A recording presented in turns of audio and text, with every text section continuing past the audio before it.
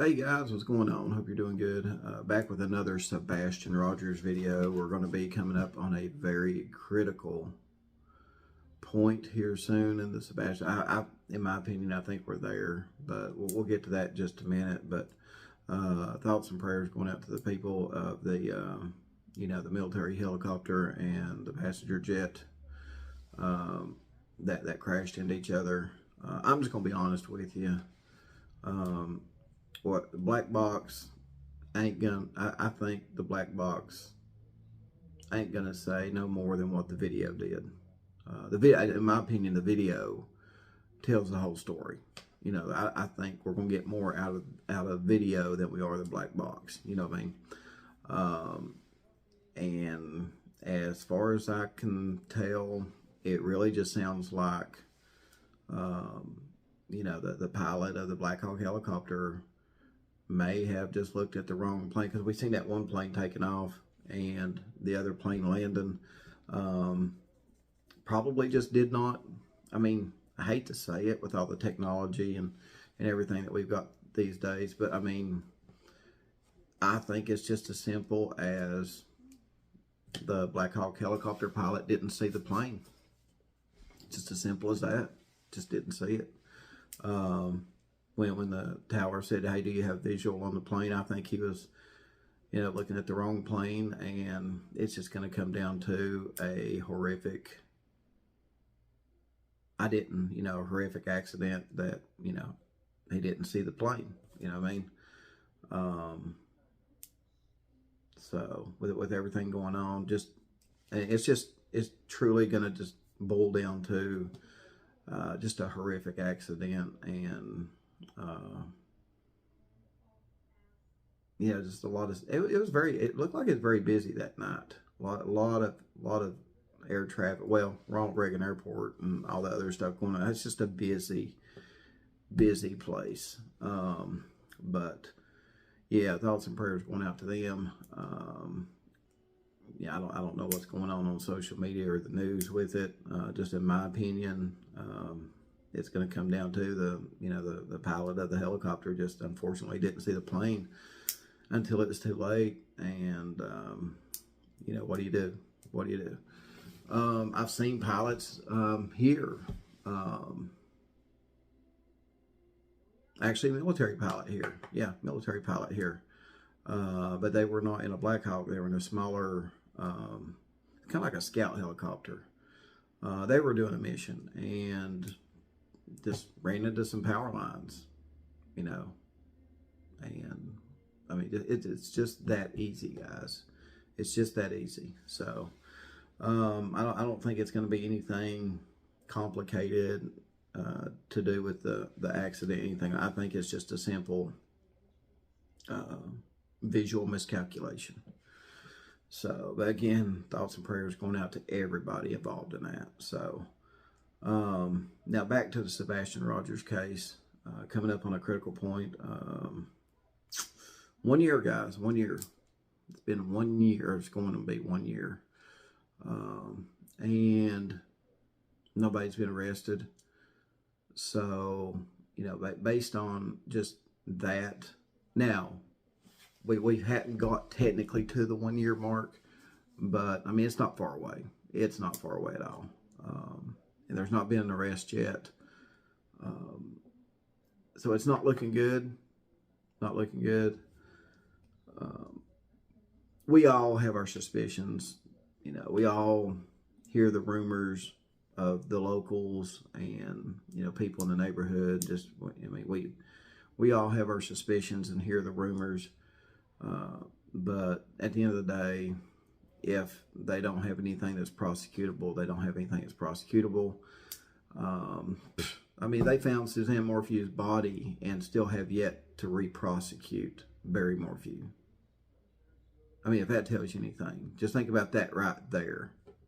They found Suzanne Morphew's body and have yet to still re-prosecute Barry Morphew based on everything they've got. So, the 1 year mark's coming up. No arrest's been made yet. Don't want to count my chickens before they hatch, but it's just not looking good, guys. I know investigators don't go on time. They they pretty much want to resolve it as soon as they can, but when it gets to this point, it's just you basically have to lean on the prosecutor's office, and if the prosecutor ain't got enough to do anything, you just got to keep chugging along until that prosecutor says, okay, we got it. I think we've got a strong case against them, either circumstantial or otherwise, So unfortunately, I hate to say this, but that's two cases that we've covered in Tennessee that TBI has kind of taken over, and they're the Summer Wells case, which I've covered, and the Sebastian Rogers, and it was almost the Holly Bobo case too if they hadn't have found her remains, right? I think to this day, if they hadn't have found Holly Bobo's remains, I think the killers would be walking free today. I really do. But as far as the Summer Wells case and the Sebastian Rogers case, TBI is 0 for 2. 0 for 2. I wonder how many cold cases. I just wonder now, guys. After thinking about it, I wonder how many cold cases the TBI actually have under their belt. That'd be a great question to ask the TBI. Just for statistics and for informational purposes, for factual purposes. How many cold cases does the TBI have under their belt? And makes you wonder, don't it? Makes you wonder, because they take over these cases from a lot of these local jurisdictions, where the local jurisdictions just don't have the manpower, technology, and the skill set manpower to help solve these cases. But with the TBI having all the technology resources they've got, all the skilled investigators that they've got, here we are going on 4 years Summer Wells and 1 year Sebastian Rogers, and if it just makes you wonder. It makes you wonder, just because they got all this technology and all these skilled people, I guess at the end of the day, it doesn't matter if you don't have enough evidence, right? So you could have a payroll of 10. You could have personnel that equaled out to a $10 million payroll. Highly skilled people, highly skilled. But no evidence also is no evidence. And you can sit here and suspect, rumor, whatever, but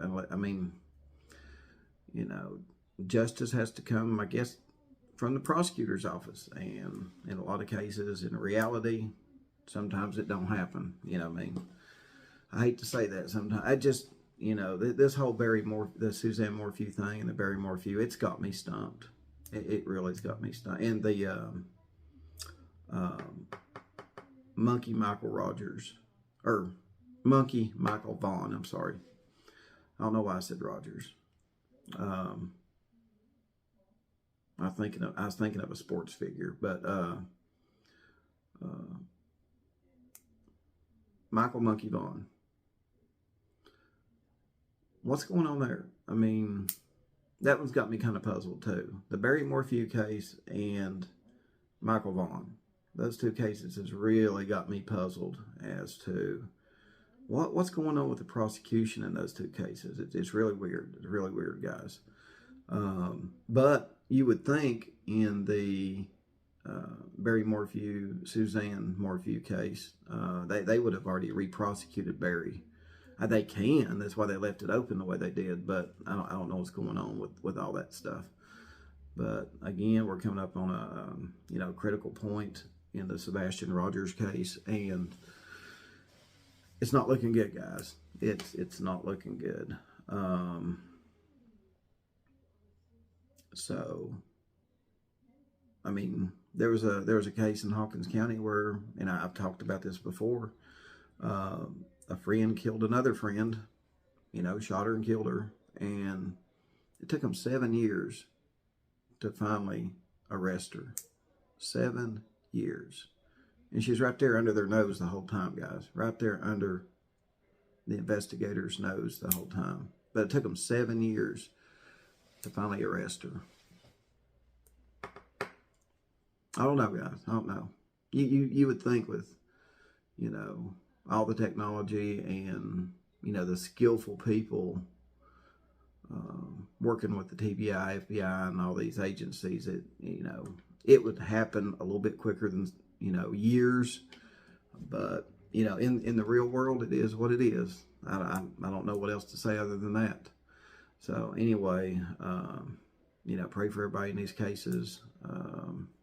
Again, we're coming up on critical mark in the Sebastian Rogers case.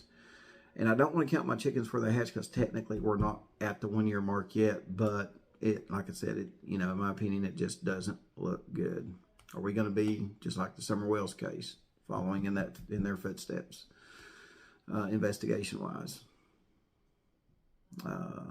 In my opinion, it was planned, and it was planned really good, and that's why we're at where we're at today. That's just my opinion. That's my own opinion, and same thing in the Summer Wells case. So let me know what you guys think. You think do you agree with me, or do you see things differently? So let me know in the comments below. I'm gonna get off here. I'm tired. It's been a long day, and I'll be back on tomorrow. So I hope to see y'all then.